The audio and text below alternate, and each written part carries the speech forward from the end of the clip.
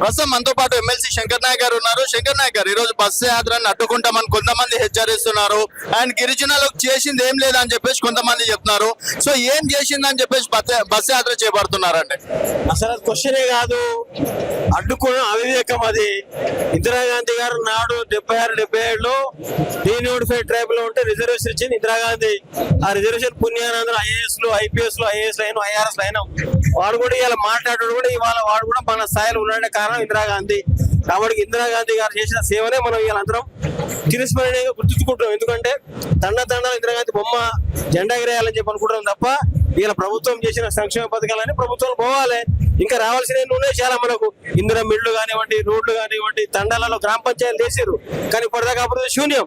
అవన్నీ కొట్టాలంటే ఇందిరాగాంధీ పేరుతోటి రిజర్వేషన్ ఇచ్చిన పేరుతోటి గ్రామాల్లో పోయి వాళ్ళకు కావాల్సిన ఇన్ఫ్రా మొత్తం తెలుసుకొని మేము ప్రభుత్వం ద్వారా వాళ్ళందరికీ ఇవ్వాలని చెప్పి మా ఉద్దేశం. అయితే సక్సెస్ అవుతుంది అనుకోవచ్చా గ్రామాలలో? ఎందుకంటే ఇప్పటి వరకు మంత్రి పదవి లేదు, కార్పొరేషన్ చైర్మన్లు లేవు. మరి సక్సెస్ అవుతుంది అని ఎట్లా అనుకుంటున్నారు? మంత్రి పదవి ఇస్తారు ఇప్పుడు. నాకు ఎమ్మెల్సీ ఇవ్వలేదా?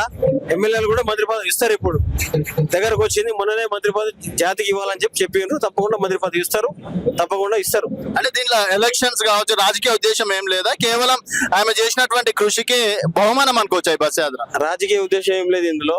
50 సంవత్సరాలు పూర్తి రిజర్వేషన్ ఇచ్చి ఇందిరాగాంధీ గారు కాబట్టి ఆమె పేరుతోటి తండాలలో 3rd జనరేషన్ వచ్చింది. చాలా మంది మర్చిపోయారు ఇందిరాగాంధీ గారిని. కాబట్టి ఇందిరాగాంధీ మర్చిపోకుండా ఉండాలంటే ఇలా ఇందిరాగాంధీ రిజర్వేషన్ ఇచ్చింది. దానివల్ల మేము అందరం ఒక ఊర్లో పోవాలనుకున్నాం.